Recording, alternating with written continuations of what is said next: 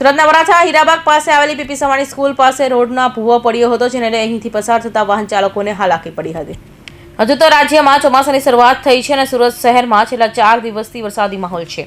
એમાં સુરત શહેરમાં રોડમાં ખાડા પડવાની ઘટના સામે આવી છે. સુરતના હીરાબાગ પીપી સવાણી સ્કૂલ પાસે રોડમાં ભૂવો પડ્યો હતો, જેને લઈ અહીંથી પસાર થતા વાહન ચાલકોને હાલાકી પડી હતી. સ્થાનિકોએ કોઈ દુર્ઘટના ના બને તે માટે ભૂવામાં લાકડો ઊભો રાખી દીધો હતો અને હાલ મામલે અધિકારીઓને જાણ કરી હતી. સ્થાનિક ધનસુખભાઈએ જણાવ્યું હતું કે હીરાબાગ પીપી સવાણી સ્કૂલ ખાતે ખાડા પડી ગયા છે.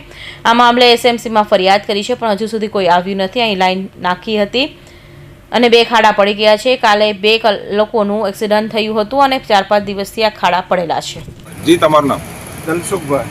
ધનસુખભાઈ, કઈ જગ્યા છે ને શું સમસ્યા છે? હીરાબાગ પીપી સવાણી સ્કૂલની પાસે અને ખાડા પડી ગયા છે. વારંવાર કમ્પ્લેન કરીએ છીએ એસએમસીમાં, પણ હજી કોઈ આવ્યું નથી. 2-3 ખાડા પડી ગયા છે અને લાંબા ખાડા છે. લાઈન નાખી એના પડી ગયા છે 2 ખાડા છે. તો આની જવાબદારી કોણ લે છે? કાલ 2 જણાનું એક્સિડન્ટ થયું હતું, પછી એમનામ છે. કેટલા દિવસથી આ ખાડા? 4-5 દિવસ થશે. રજૂઆત કરી છે તમે કોઈને? રજૂઆત કરેલી છે, પણ હજી કોઈ આવ્યું નથી. સુરતમાં